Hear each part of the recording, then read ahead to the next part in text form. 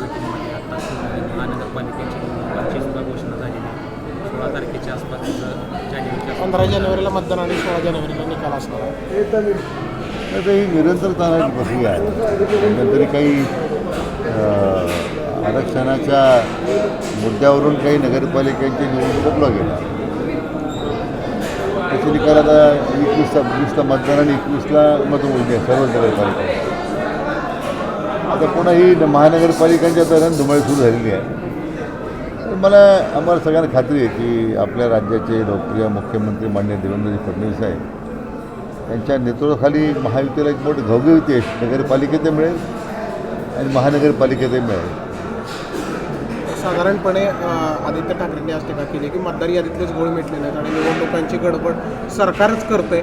11 ते 12 लाख मुंबई महापालिकेतली निवडणुकीची निवडणूक आयोग म्हणतं की प्रत्येक घरोघरी जाऊन आम्ही सर्वेक्षण केले, कुठलाही असा प्रकारचा गोळ नाही. हे तर जो काही व्होट चोरीचा जो एक नारा राहुल गांधींनी सारखा त्याचा घोषणा चालू ठेवलेला आहे आणि हे सगळे इंडियाचेच घटक आहे, UPAचे घटक सगळे आहेत. काँग्रेस, शिवसेना, मनसे. त्यामुळे मला वाटतं या सगळ्या लोकांमध्ये यांचा तर जो लोकसभेला त्यांना असं वाटतं की जो नकारात्मक प्रचारामुळं आपल्याला यश मिळालं त्यामुळे विधानसभेत मिळेल. पण विधानसभेमध्ये लोकांनी त्यांचा धुपबाजार केला.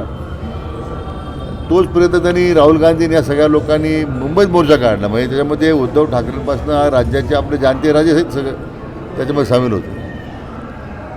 आणि काय झालं बिहारमध्ये एक ऐतिहासिक निकाल बिहारच्या जनतेने दिला. काँग्रेसला फक्त 6 जागा मिळाल्या. शिवसेना आणि मनसेचा कुठं पत्ता नव्हता. मला वाटतं एक स्वतःच्या अस्तित्वाची लढाई करता हे सगळे आता बेछूट आरोप मतदार यादीवर करतात, बोगस मतदार म्हणून सांगतात. म्हणजे जनतेनं दिलेला कौल मानायचा नाही, जनतेच्या दिलेल्या जो काही निर्णय आहे त्याचा अवमान करायचा. मला वाटतं यांना आता महापालिका निवडणुकीमध्ये नगरपालिका सोडा मग महानगरपालिकेतसुद्धा जनता त्यांना थारा देणार नाही. मला बुद्धिभेद करण्याचा प्रयत्न आहे.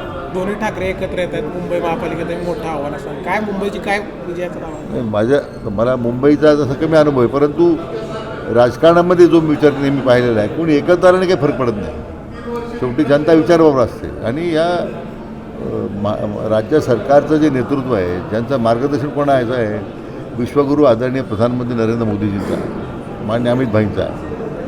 आणि इतकं मुंबईचा एकूण चेहरामोहरा बदलण्याचं काम पायाभूत सुविधाच्या माध्यमातून जे मान्य देवेंद्रजी करत आहेत मला लोकांचा त्याच्यावर विश्वास आहे. महापालिकाची अनेक वर्ष शिवसेनेकडे सत्ता राहिल्याच्या नंतर काय मुंबईची अवस्था, मराठी माणूस तिथून बाहेर पडला, मराठी माणसं उद्ध्वस्त झाले, फक्त मराठी माणसाच्या नावावर राजकारण झालं.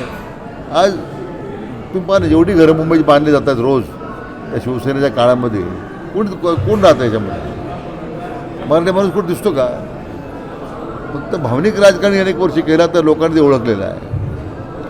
आणि म्हणून मला वाटतं कोणी येण्याने फरक पडत नाही. याचं कारण असं की मराठी माणसाच्या पाठीमागे भक्कम उभं राहण्याची भूमिका फक्त हे आमचा वापर करून घेतला आता हे लोकांना समजलेलं आहे. तर मला वाटतं जनतेनं आता भारतीय जनता पक्ष आणि महायुतीबरोबर राहण्याचा निर्णय घेतलेला आहे आणि तो मुंबईच्या जो विधानसभेचा निकाल आपल्याला पाहायला मिळाला तोच आता महापालिकेत पाहायला मिळेल. ते म्हणतात ठाकरे ब्रँड संपणार. ठाकरे ब्रँड कुठं राहिला? ज्या दिवशी त्यांनी औरंगजेबच्या कबरीवर फुलाची उधळण केली संभाजीनगरला, औरंगजेबच्या कबरीचं उदात्तीकरण केलं त्या दिवशी तर धुंदोर संपलेला आहे, तर ब्रँड संपला. वंदनीय बाळासाहेब ठाकरेंची जी हिंदुत्वाची भूमिका होती त्याला त्याच्यावर त्यांनी पूर्णतः पोचारा फिरवलेला आहे. त्यामुळे लोकांना आता ठाकरे ब्रँड आणि दुसरं आता ह्या तामिळनाडूच्या प्रकरणामध्ये हिंदुत्वाचं मंदिराचं संरक्षण करण्याच्या ऐवजी तिथं कुठेतरी दर्गा आहे त्यात संरक्षण करायला निघाले. कोणता ब्रँड हा? यांचा आता हिंदुत्व ब्रँड संपला. वंदनीय बाळासाहेबांनी उभी केलेली एवढी मोठी संघटना जी होती ती त्या संघटनेला टिकवता आली नाही. मला वाटतं त्यांचा आता ब्रँड संपला आहे, त्याने आता नवीन कुठं ब्रँड शोधला पाहिजे असं माझं मत आहे.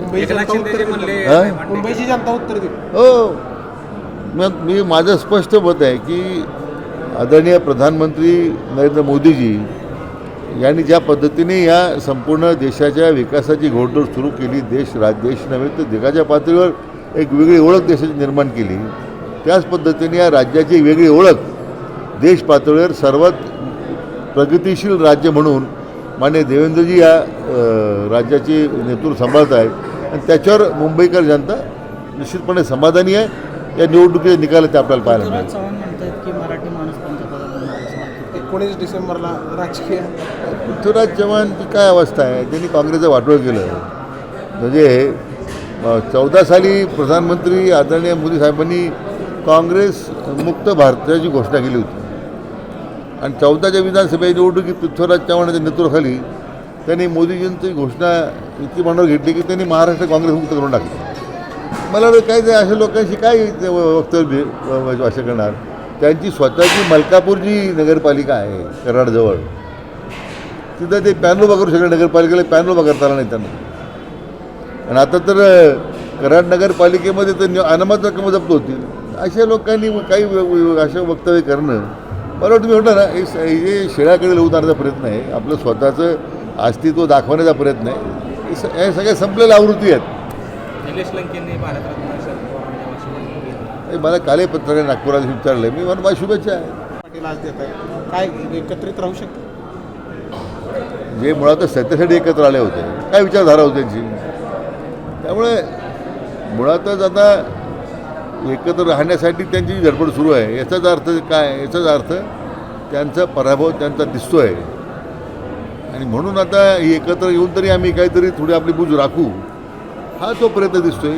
जयंत पाटलाच्या म्हणण्याला माझ्या दृष्टीने काही फार महत्त्व नाही. विदर्भावरनं टार्गेट केलं जातं सरकारला, विदर्भाला काहीच अधिवेशनात मिळालं नाही, पुरवण्या मागण्यात. स्वतः माननीय मुख्यमंत्र्यांनी परवाच्या उत्तराच्या भाषणामध्ये कालच ज्या पद्धतीने विदर्भाच्या संदर्भात एक गुंतवणूक कशी येणार आहे, औद्योगिक गुंतवणूक कशी येणार आहे, पायाभूत सुविधा कशा निर्माण होत आहेत, किंवा विदर्भ दुष्काळमुक्त करण्यासाठी जे नळगंगा वेरगंगा जो 1,00,000 कोटी रुपयाची जी योजना त्यांनी आता जाहीर केलेली आहे, त्या प्रकल्पाला अंतिम टप्प्यात आता मंजुरी मिळते. याच्यापासून काय मला वाटतं अनेक वर्ष विदर्भाच्या लोकांना तोंडाला पानं पुसण्याचं काम ज्या पुढाऱ्यांनी केलं, आज त्यांना विदर्भातून लोकांनी हाताबार केलेला आहे.